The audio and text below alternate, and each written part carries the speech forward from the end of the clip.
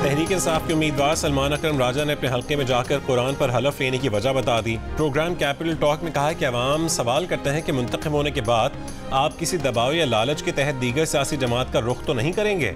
अवाम PTI से वफादारी के इजहार का मुतालबा करते हैं। हलफ उठाने का तकाजा होता है तो उनका ख्याल है कि उसमें कोई मुज़ायक़ा नहीं।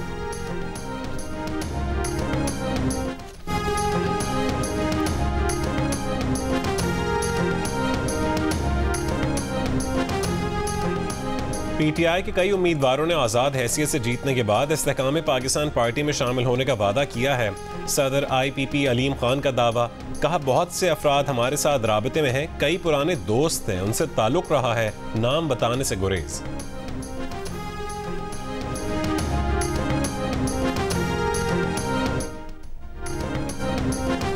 नून लीग के कायद नवाज शरीफ का कहना है कि फिलहाल वजीर आजम बनने नहीं, इलेक्शन लड़ने आए हैं। मानसेरा जलसे से खिताब में उनका कहना था कि वह बहुत अच्छा पाकिस्तान छोड़ गए थे। 5 जजेस मुल्क के वजीर आजम को ना निकालते तो आज मानसेरा भी तरक्की याफ्ता होता। जालिम हुक्मरानों ने पाकिस्तान को बहुत पीछे छोड़ दिया। दोबारा पटरी पर चढ़ाना जान जोखों का काम है।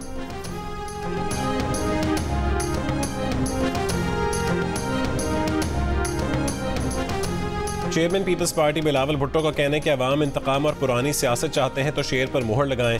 मसाइल का हल दरकार है तो ठप्पा तीर पर लगाना चाहिए। साहिवाल जलसे से खिताब में बिलावल भुट्टो ने मजीद कहा कि अवाम उन्हें 4 नहीं बस एक बार मौका दें, मसाइल को हल करके मुल्क की किस्मत बदल देंगे।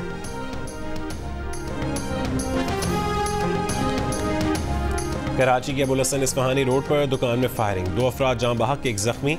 पुलिस के मुताबिक मोटरसाइकिल सवार 2 अफराद ने दुकान में फायरिंग की। वाक़े के एक जख्मी ने बताया कि बराबर वाली दुकान से एक मुल्ज़िम फायर करता हुआ आया और हम पर भी गोलियां चला दी। हमलावर ने मास्क पहन रखे थे। मुल्ज़िमान फरार हो गए। पुलिस ने वाक़े को टारगेट किलिंग करार दे दिया।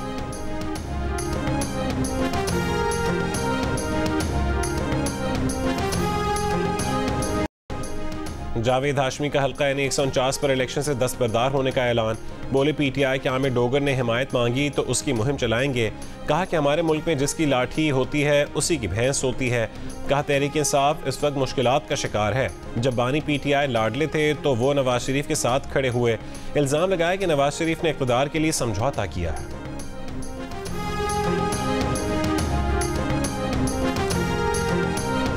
साइफर केस में साबिक सेक्रेटरी खारजा सुहेल महमूद का बयान रिकॉर्ड।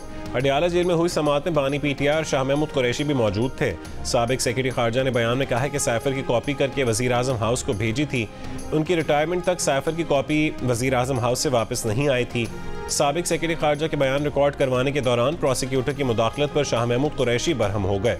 कहा कि साबिक वज़ीर आज़म और उन्हें सुहेल महमूद पर मुकम्मल एतमाद है।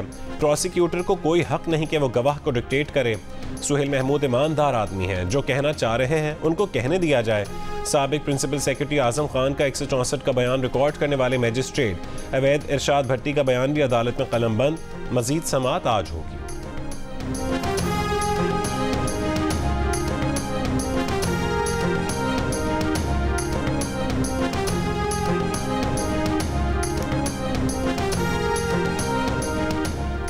बानी PTI की बहन अलीमा खान ने कहा है कि अडियाला जेल में केस की समाअत के दौरान जेल सुपरिटेंडेंट ने बानी PTI से बदतमीजी की। पूछने पर सुपरिटेंडेंट ने कहा है कि बानी PTI ने उसे तुम कहकर मुखातिब किया। बानी PTI अच्छे अंदाज में बात करते रहे।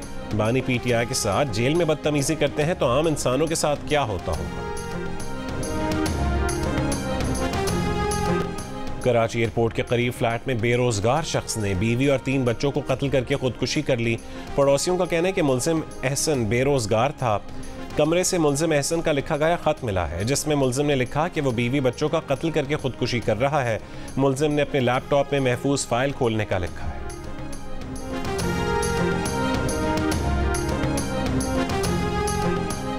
इस्लामाबाद में फैसल एवेन्यू के पुल से लटकती लाश को पुलिस से मुबैना खुदकुशी का मामला करार दे दिया। तर्जुमान के मुताबिक खुदकुशी करने वाले को मुबैना तौर पर जहनी आर्जा था। लवाहिकीन की मदद से मजीद तफ्तीश की जा रही है। गवर्नर सिंध कामरान टिसोरी का बोहरी बाजार का दौरा। बोले यहाँ का सबसे बड़ा मसला बिजली की अदम फरहमी का है। शहर की कारोबारी तरक्की में बोहरी कम्युनिटी के किरदार की सताइश की। इसराइली बमबारी से मजीद 200 अमवात। इसराइली फौज ने खान यूनिस के अलमल अस्पताल का मुहासरा कर लिया। अल खैर अस्पताल के तिब्बी अरकान को यरगमाल बना लिया। मकबूजा मगरबी किनारे में इसराइली फायरिंग से फ़लस्तीनी निजात अमरीकी नौजवान जाँ बहक। अमरीका का इसराइल से तहकीकात का मुतालबा। हमास के जवाबी वार। मजीद 3 इसराइली फौजी हलाक। यमन के हूसियों का खलीज अदन में अमरीकी बहरिया के जहाज पर हमला।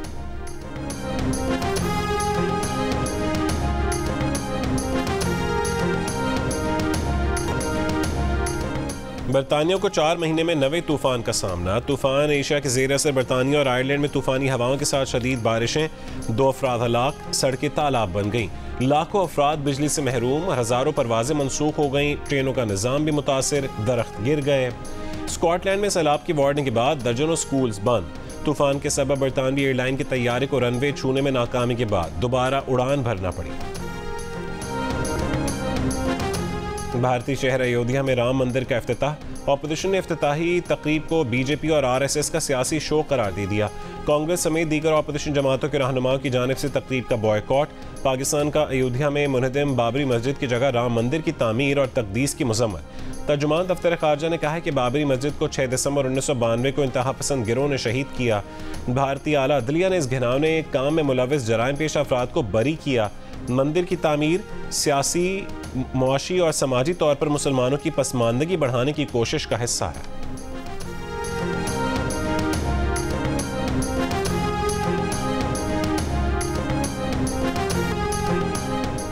Lieutenant general retired Faiz Hamid ने कहा है कि नवाज शरीफ की अपीलों पर साबिक जज इस्लामाबाद हाई कोर्ट शौकत अजीज सदीकी से कोई बात नहीं हुई। कभी ये नहीं कहा कि हमारी 2 साल की मेहनत ज़ाया हो जाएगी। Lieutenant general retired Faiz Hamid ने शौकत अजीज सदीकी की बरतरफी के केस में अपना जवाब सुप्रीम कोर्ट में जमा करवा दिया। फैज हमीद ने अदलिया पर असरअंदाज होने का इल्ज़ाम भी मुस्तरद कर दिया। कहा कि शौकत अजीज सिद्दीकी से कभी राबता नहीं किया। शौकत अजीज ने अपनी तकरीर और जुडिशल काउंसिल के सामने किसी मुबैना मुलाकात का जिक्र नहीं किया। शौकत अजीज सिद्दीकी खुद मान चुके कि मुबैना मुलाकात में की गई दरख्वास्त रद्द की गई थी। साबिक chief justice Islamabad high court Anwar कासी और ब्रिगेडियर रिटायर्ड इरफान रामे ने भी जवाबात जमा करवा दिए। दोनों ने तमाम इल्जामात रद्द कर दिए।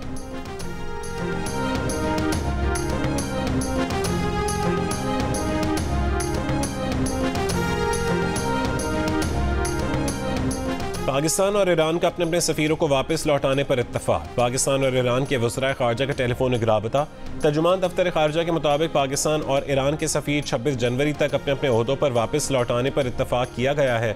वज़ीर खारजा जलील अब्बास जिलानी की दावत पर ईरानी वज़ीर खारजा 29 जनवरी को पाकिस्तान आएंगे। और कराची फेडरल बी एरिया में 2 सियासी जमातों के कारकुनों में झगड़ा, 3 अफराद जख्मी। पुलिस के मुताबिक मुखालिफिन ने एक सियासी जमात के दफ्तर से झंडे उतार दिए। सीसीटीवी वीडियो में हेलमेट और मास्क पहने अफराद को तोड़ फोड़ करते और झंडे उतार कर फेंकते देखा जा सकता है।